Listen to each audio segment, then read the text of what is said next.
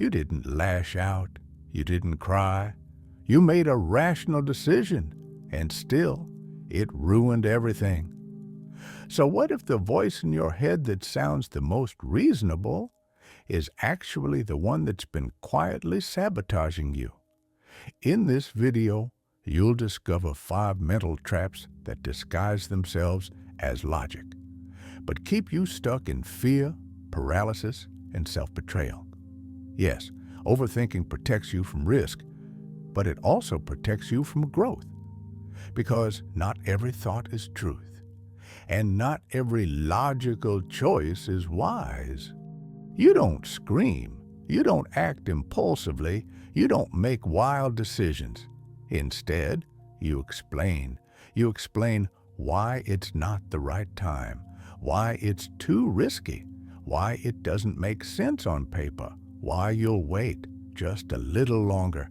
You gather data, you run the numbers, you write pros and cons lists. You play out every scenario in your head like a film director auditioning failure. And by the time you're done thinking, the moment has passed. This is the trap of overjustification. It doesn't sound like fear. It sounds like wisdom. It doesn't feel like avoidance. It feels like maturity. But beneath the logic, there's something else. A quiet, persistent fear of being wrong, of being judged, of choosing without a perfectly rational reason. So you wait and explain and wait again, and life quietly moves on without you. Overjustification is one of the most seductive mental traps because it flatters your intellect. It gives you a sense of control. It keeps you comfortably busy with thinking so you don't have to do the terrifying thing. Act. Carl Jung warned us of this when he said, "People will do anything, no matter how absurd, to avoid facing their own soul."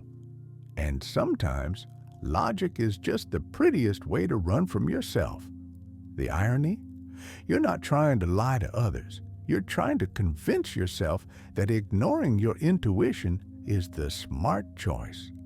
You explain staying in the job you hate. You justify staying in a relationship that's already over. You defend your detachment from life as realism, but underneath the spreadsheet, the argument, the speech you rehearsed in your head, there's a quiet voice asking, "What if I just don't want this?" And the moment that voice rises, your mind kicks in with a fire hose of logic to drown it out. Why? Because we were taught early on that desire needs a reason, that intuition without evidence is irresponsible, that the only feelings that matter are the ones we can explain. So we build entire lives we don't really want, just because we can defend them. And we confuse permission with proof. We wait for someone to validate our impulse. We wait for conditions to become ideal. We wait until we can explain our decisions to others in a way that sounds reasonable. And in that waiting, we lose ourselves. You don't owe the world an explanation for your inner truth. You don't need a thesis to leave what's breaking you. You don't need a spreadsheet to follow what excites you. Sometimes the deepest wisdom is quiet.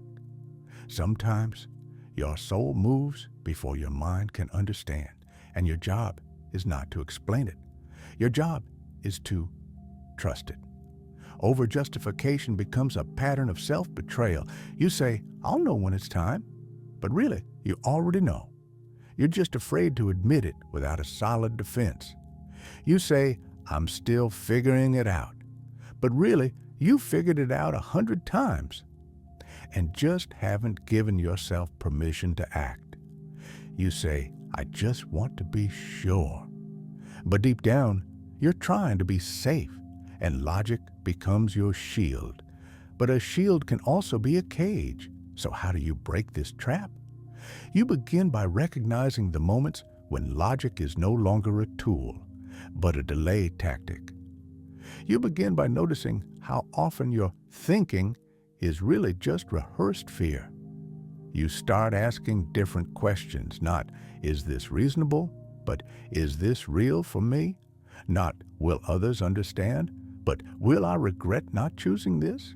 Not, can I justify it? But, can I live without it? This shift is uncomfortable. It will feel like jumping without a net, because for the first time, you're moving without the full armor of rationalization. But underneath that discomfort is clarity. You'll feel scared, but clean. You'll feel uncertain, but honest. You'll feel exposed, but alive, because you'll no longer be outsourcing your truth to a mental courtroom. You'll no longer need a closing argument to do what you already know is right. You'll realize you don't need to convince anyone, not even yourself, when your choice is grounded in something deeper than logic. You only need the courage to let the knowing be enough. This is the first trap. It speaks in complete sentences. It wears the mask of reason, but underneath it all is fear dressed as logic. And when you see it, name it, interrupt it, you don't become irrational. You become free. You say things like, I've seen it all. You roll your eyes when people talk about hope, passion, purpose. You call it naive, childish, idealistic. You're not angry. You're not bitter. You're just realistic. That's what you tell yourself. You watch people disappoint. You've seen dreams fall apart. You've been burned, not once, but enough times to develop armor disguised as insight. And now you use your intelligence to cut before you're cut. You outthink disappointment by expecting it. You sound wise, but feel empty. You speak like a philosopher, but live like a ghost. This is the second mental trap that masquerades as logic, cynical intelligence. It doesn't sound like fear. It sounds like discernment. It doesn't look like numbness. It looks like maturity. But underneath the sharp observations and ironic detachment, there's a heart that once believed in something and got hurt for it. So now, instead of risking hope, you dismantle it. Instead of being open, you become clever. Instead of asking, what's possible, you ask, what's the point? Cynicism becomes your protection against disappointment, but it also becomes your prison. Because here's the paradox. The more you try to outsmart emotional vulnerability, the further you drift from everything that makes life worth living. Carl Jung wrote, "What we resist persists." And nowhere is that more evident than in the cynic who resists grief and ends up living in it indefinitely. Cynicism is often frozen sadness. It's pain that hardened into sharpness. It's a wound pretending to be wisdom. You don't mock others because they're wrong. You mock them because, deep down, a part of you still wants to believe and can't. You call things meaningless because you once tried to find meaning and the world didn't meet you halfway. So now you shut the door and call it intellect. But that door doesn't just block pain, it blocks joy, connection, warmth. Cynical logic keeps you from being a fool, but it also keeps you from being fully alive. Because anyone who has truly loved, hoped, created, knows how foolish it looks from the outside, and does it anyway. So how do you escape this trap? Not by pretending everything is beautiful, not by forcing optimism, but by grieving what you lost, instead of pretending you never wanted it. You can't intellectualize your way out of heartbreak. You can't dissect life into safety. You can only feel your way through, and that means choosing risk over rehearsed detachment, presence over posture, a little awkwardness over constant irony. You stop asking, what's the point? and start asking, what might be possible if I showed up anyway? You stop proving how much you know and start allowing how much you feel. You stop trying to look like the smartest person in the room and start trying to be the most honest one. That's not naive, that's brave. Cynicism says it's all pointless. Wisdom says it might hurt and I'm still going. One is armor, the other is courage. This is the second trap. It sounds like depth, but it's distance. It looks like insight, but it's insulation. And when you begin to soften that edge, even slightly, you don't become gullible. You become available. You say it's not ready yet. You say you need to think it through. You say you just want it to be right. So you wait and refine and analyze and plan. You build the perfect outline for the perfect version of your perfect future, but somehow it never arrives. Not because you're lazy, not because you lack talent, but because you're stuck in the most convincing mental trap of all, perfectionism disguised as logic. This isn't about ambition, it's about fear. Because perfectionism isn't driven by high standards, it's driven by the terror of being exposed as not enough. You'd rather stay invisible than risk being seen imperfectly. You'd rather delay than release something that could be criticized. You'd rather obsess over the details than face the discomfort of simply beginning. And the mind has endless justifications. It's not smart to rush. People will take me more seriously if I do it right. Quality takes time. Yes, that's all true, but that's not what's happening here. What's happening is avoidance, dressed up as excellence. Carl Jung once wrote, "Perfection belongs to the gods. The most we can hope for is wholeness. But wholeness requires mess. It requires movement. It requires risk. Perfectionism, on the other hand, offers stillness. But it's the kind of stillness that suffocates. Not because nothing is happening, but because nothing is allowed to happen until it's safe, and safe never comes. The perfectionistic mind sets conditions that reality can't meet. It postpones your life waiting for a moment that doesn't exist. You don't share the idea because it's not polished. You don't start the project because you don't have the right gear. You don't say how you feel because you haven't found the perfect words.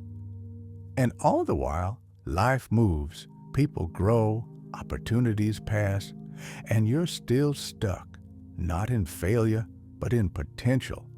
And potential, when unexpressed, becomes pain. So how do you break the trap? You act before you're ready, not recklessly, not impulsively, but intentionally, with the courage to be seen in progress.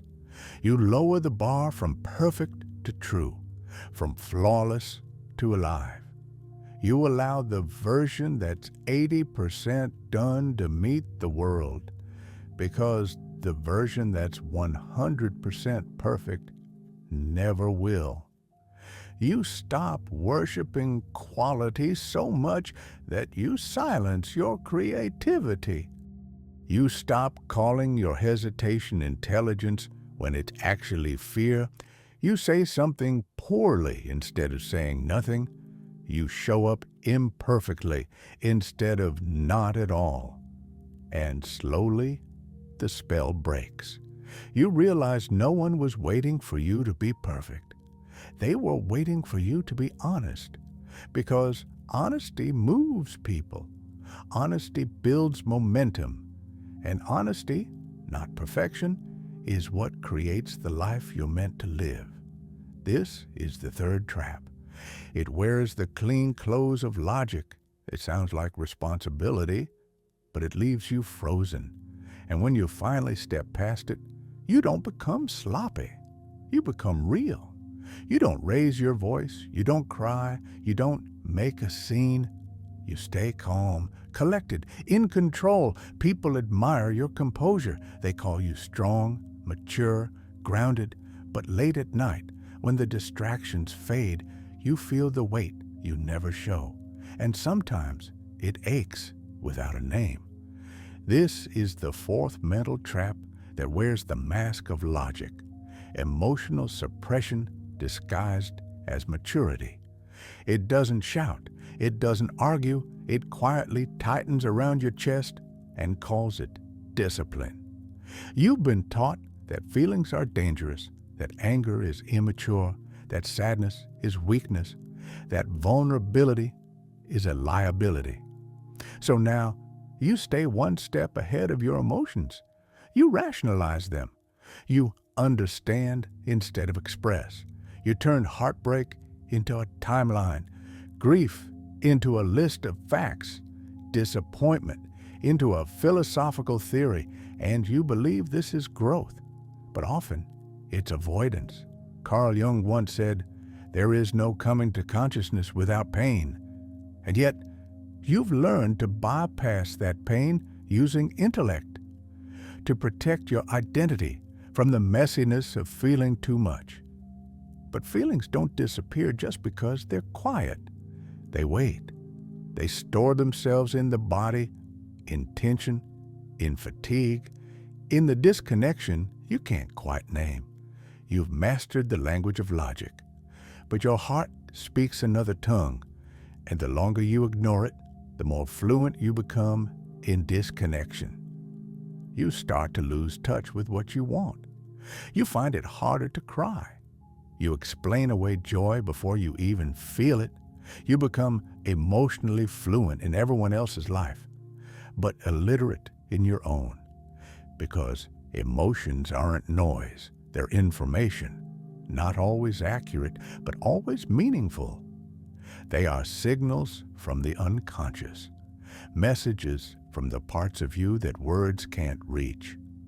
And when you silence them in the name of reason, you don't become stronger, you become numb. So how do you escape this trap? You start by noticing when you translate your feelings into logic too quickly. You notice the moment you begin explaining instead of feeling. You pause before turning sadness into strategy. You breathe before turning fear into productivity. And then you let yourself feel, not performatively, not perfectly, but privately, honestly. You cry when no one's watching. You admit that you're hurt. You let anger move through your body without making it mean you're wrong. And as you do, something returns. You start to trust yourself again, not just your thoughts, but your felt sense of truth. You realize that emotional honesty isn't chaos, it's clarity. That vulnerability doesn't make you weak, it makes you real. And that being composed isn't the same as being whole. This is the fourth trap. It convinces you that numbness is strength, that logic is superior to feeling. But true maturity isn't the suppression of emotion. It's the integration of it. Not letting it control you, but letting it speak. Because when you stop using reason to escape your inner world, you begin to live in it again. You say, "I've thought this through." You have examples, proof, facts. You point to moments that back up your hesitation.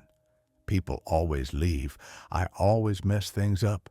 Things never work out when I take risks. And it sounds so reasonable, so logical, so safe. But if you look closely, you'll notice something strange. All your evidence leads in one direction: the failures, the warnings, the moments that confirm your doubt. What you've collected isn't truth. It's a story built on selective evidence. This is the fifth mental trap that masquerades as logic. When you search for facts, but only keep the ones that agree with your fear, you don't lie, you don't exaggerate, you just filter, subtly, automatically. You remember the rejection, but forget the risk you took to even try. You remember the silence, but forget the courage it took to speak. You remember the disappointment, but not the beauty that led up to it. And then you say, see, I was right. But right about what? That the world is dangerous, that you're not enough, that you should never try again? Carl Jung wrote, "Your vision will become clear only when you can look into your own heart. Who looks outside dreams. Who looks inside awake." Selective logic is what happens when you only look outside at data that matches your doubt. And call it self-awareness. But it's not awareness, it's confirmation. Confirmation of the belief you secretly hope is wrong. But fear is true. And so you avoid any information that might contradict it, any sign that the world might be kinder, that you might be stronger, that change might be possible. Why? Because contradiction requires change, and change requires risk. So the mind protects itself, not by seeing clearly, but by seeing selectively. And the more intelligent you are, the better you become at it. You interpret nuance as danger. You reframe hope as naivety. You call past success luck and past failure proof. And slowly, your inner courtroom becomes biased. Not because you want it to be, but because your fear has been sitting on the jury for too long. So how do you break this trap? You start by challenging your own logic. You ask, what am I not seeing? What am I unwilling to consider? What might be just as true but doesn't support my fear? You allow conflicting evidence to exist. You stop needing the story to be simple. You let the world be bigger than your wound. You remember the friend who stayed, the risk that paid off, the time you surprised even yourself. Not to deny the hard things, but to balance them. Because logic without balance isn't wisdom, it's defense. You stop building arguments and start building awareness, not just of what happened, but of what also happened. You let the inner jury hear from everyone, not just your fear. You stop searching for reasons to stay stuck and start noticing signs that you're ready to move. This is the fifth trap. It wears the robe of objectivity. It speaks in rational tones, but underneath, it's your oldest story on repeat. And when you stop needing to be right about the worst, you open yourself to something far more powerful, the possibility that things can go well. And the courage to live like that might be true. The mind is a brilliant machine. It builds reasons. It protects us with theory. It keeps our lives tidy, even when our hearts are breaking. But logic, when left unchecked, doesn't just protect us. It can imprison us, not with violence, but with the quiet comfort of control. Because if everything can be explained, then nothing has to be felt, nothing has to be risked, nothing truly has to change. And so we build these mental traps: overjustification, cynicism, perfectionism, suppression, selective evidence, not because we're weak, but because at some point they worked. They kept us safe. They kept things predictable. They gave us language when our pain had none. But now they keep us stuck because we're not just thinking anymore. We're hiding inside our thinking. Carl Jung reminded us that we cannot become whole by intellect alone, that the soul speaks in symbols, in instincts, in feeling, and when we drown those in logic, we lose our way. This video wasn't meant to make you distrust your mind. It was meant to help you balance it, to see when your inner voice is speaking and when it's just your fear dressed in reasonable clothes. You don't have to abandon reason. You just have to stop using it to abandon yourself. Your clarity is already here. beneath the calculations, beneath the arguments, beneath the rehearsed detachment. It's quieter than logic, but deeper, more honest, and more alive. You'll know it when you feel it, not because it makes perfect sense, but because it brings you peace. That's not irrational, that's real. And maybe that's where true intelligence begins. Not in having the best reasons, but in finally trusting the part of you that no longer needs one.